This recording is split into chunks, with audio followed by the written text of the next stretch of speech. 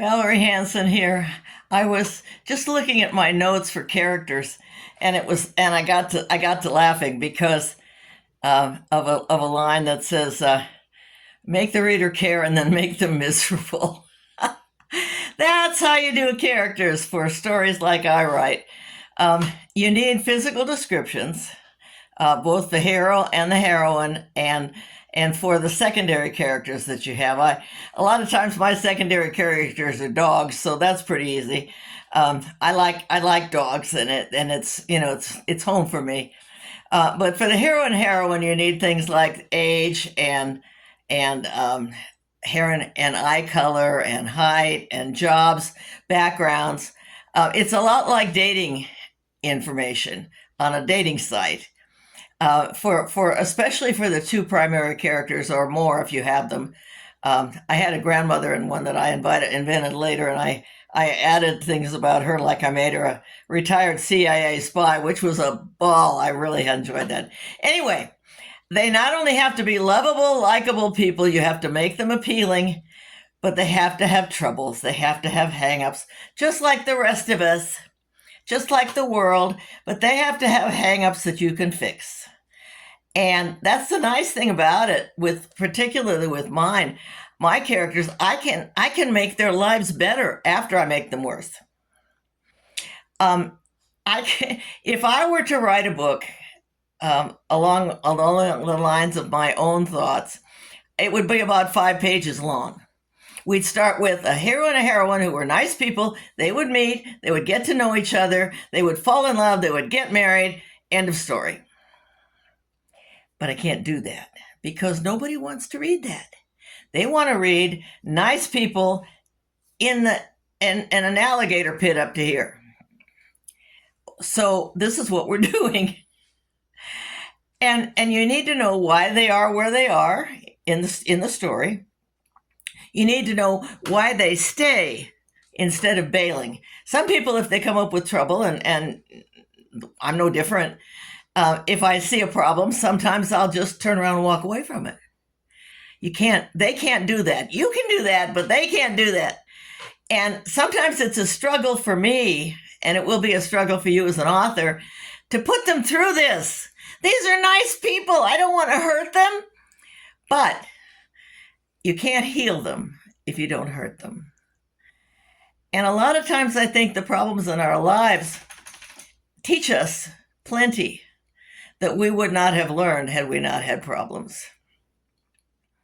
So you need to start out with how they got there, where they are, how they got in trouble or get in more trouble, which is usually how it works in my stories. And then why can't they escape? What is stopping them? If you add a time element to limit the time they have to try this, that's even better. Because you can't, they have to hurry. It can't just be, oh yeah, next week will be fine, or next month will be fine, and the whatever wolf is outside the door will wander away in a week. No, you have to bring it to where it has to come to a head.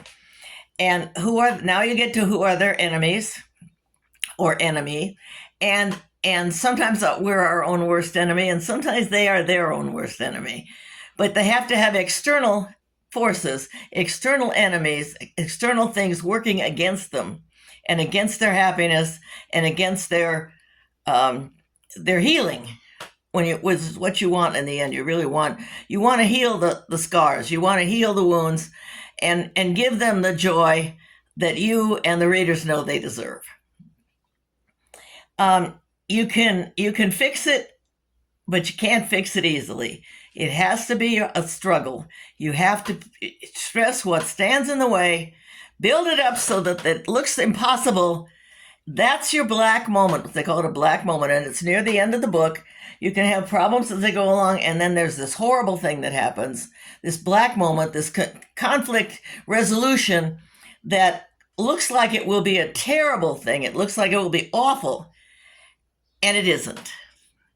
And so your choices are many along the way, but the hero and the heroine must make the right choice at the end. And that's what makes a good story for me, because I get the happy ending. if you are the type of person who saw movies or read books and you didn't like the ending and you thought of another one in your head, you're probably a writer, because we don't want to let that go. We don't want those bad endings. We we want to save the dog at the end of the movie John Wick. We don't want to shoot old Yeller. We want to make this good. We want to make this happy. We want to make this work. And that's how I write a book. It needs to work, but it needs to come out all right in the end. And that's my story. That's my way of working. If you want to torture people and leave them in limbo, it's up to you. But I'm telling you what I do. And it works. It works. It's until next time. Have a good one.